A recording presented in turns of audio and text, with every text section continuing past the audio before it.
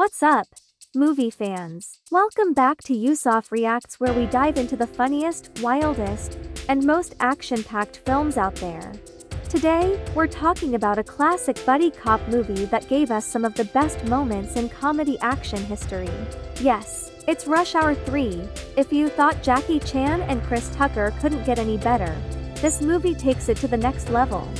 We're heading to Paris, and trust me, the Eiffel Tower has never been in so much trouble. Okay, so let's set the stage.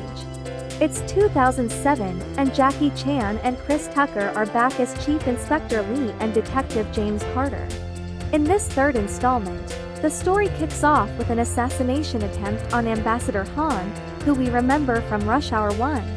This sets up a whole journey involving triads, secret lists, and you guessed it, some outrageous fights in Paris. First up, let's talk about the chemistry between Chan and Tucker.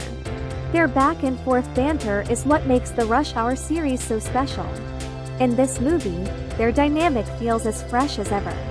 Tucker's fast-talking, sarcastic style clashes hilariously with Chan's calm and disciplined persona. Classic, right? Carter is always getting himself into trouble while Lee's trying to keep everything together. This odd couple formula is at the heart of the Rush Hour magic. Now, let's not forget the action. Rush Hour 3 has all the thrilling stunts you'd expect from a Jackie Chan movie. But it's the mix of martial arts with Tucker's comedic timing that makes these scenes stand out. Chan's choreography is incredible. There's one scene where Lee fights his way up the Eiffel Tower. And, as always, Jackie does most of his own stunts. Combine that with Carter's hilarious attempts to help or get out of the way and you've got gold. I mean, who else can make running from danger this funny? Let's talk about the plot for a second. Without giving too much away, the movie revolves around a hit list tied to a dangerous crime syndicate called the Triads.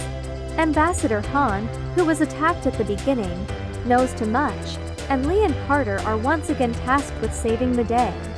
And of course, they end up in Paris, facing everything from shady cab drivers to a sword-wielding assassin. The stakes are high, but the humor never stops. One of my personal favorite scenes is when they have to deal with the French cab driver, George. At first, he's super anti-American, but after a little encouragement from Carter, he ends up joining their mission. This guy was hilarious. It's those small moments that give the film its charm and make you laugh out loud. So, how does Rush Hour 3 hold up today?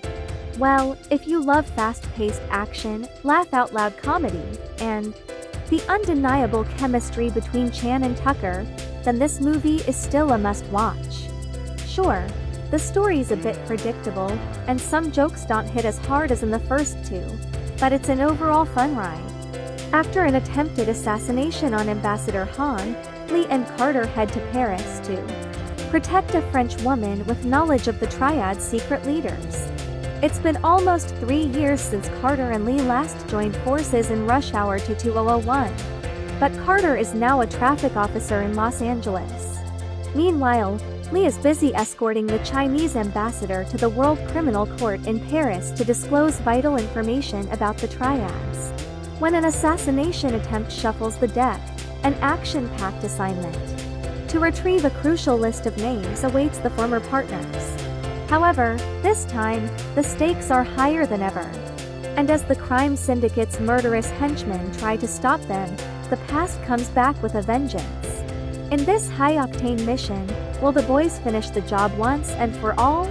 3 years after the events of Rush Hour 2, Chinese Ambassador Solon Han team off with Hong Kong Police Force Chief Inspector Lee. Jackie Chan as his bodyguard addresses the importance of fighting the Triads at the World Criminal Court in Los Angeles.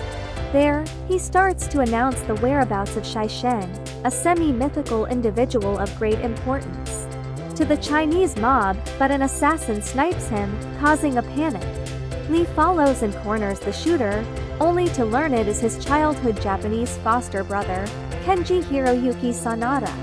Lee hesitates, inadvertently allowing Kenji to escape just as LAPD detective James Carter Chris Tucker arrives after learning what happened over the police radio. Despite Han surviving the assassination attempt, Lee and Carter promise his daughter Soo Young Hang Jinggu to find the person responsible. Upon her insistence, the pair head to the local kung fu studio to retrieve an envelope Han left her, which he had asked Soo Young to hand over to Lee if anything ever happened to him, but learn from the studio master that the triads took Soo Young's belongings. Lee and Carter return to the hospital and intercept a gang of French-speaking Chinese assassins before they can kill Han. After defeating them, they interrogate one of them with the help of Sister Agnes Dana Ivy, a French-speaking nun. They are given an address and the name of Genevieve. For her protection, they take Soo Young to the French embassy and leave her with French ambassador and chairman of the World Criminal Court, Varden Reynard Max von Sydow. When Reynard and Soo Young are nearly killed by a car bomb, Lee and Carter head to Paris. They figure the address they got is in Paris to investigate further. The address belongs to an underground kiddie bar. After a painful encounter with Parisian commissaire Revy Roman Polanski, Revy beats Lee and Carter with books to find why they are in Paris. But they continue to say that they are on vacation. Lee and Carter meet anti-American taxi driver as they always start wars and are always killing people. George even addle and force him to drive them to the Triad hideout. While there, Carter meets stage performer Genevieve Nami Lenoir at a blackjack table, while Lee is tricked by mob assassin Jasmine Yaki Kudo, who claims to have information about Shai Shen, though Carter saves him from being killed. They both try to run away in George's cab but are pursued through the streets of Paris. Only George's manic driving keeps them both alive. The pair try to escape but are ultimately captured by Kenji's men. Kenji offers to let them live if they leave Paris, but Lee refuses, and following a short struggle, he and Carter successfully escape.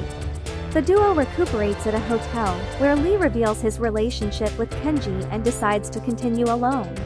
Lee says he and Kenji grew up together at an orphanage in China, but Lee got adopted and got a life. Kenji got left behind on the streets and became a crook. Carter says Kenji is not Lee's brother and is not telling him the truth. Lee says he and Carter are also not brothers. A disillusioned Carter leaves but recomposes himself when he spots and follows Genevieve.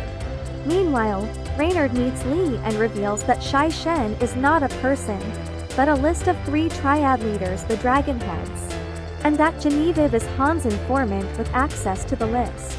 After locating Genevieve and saving her from an assassination attempt, Carter and Lee too flee to their hotel driven by George. They are attacked by Jasmine, but George rescues them out of a newfound admiration for Americans and takes them to his home.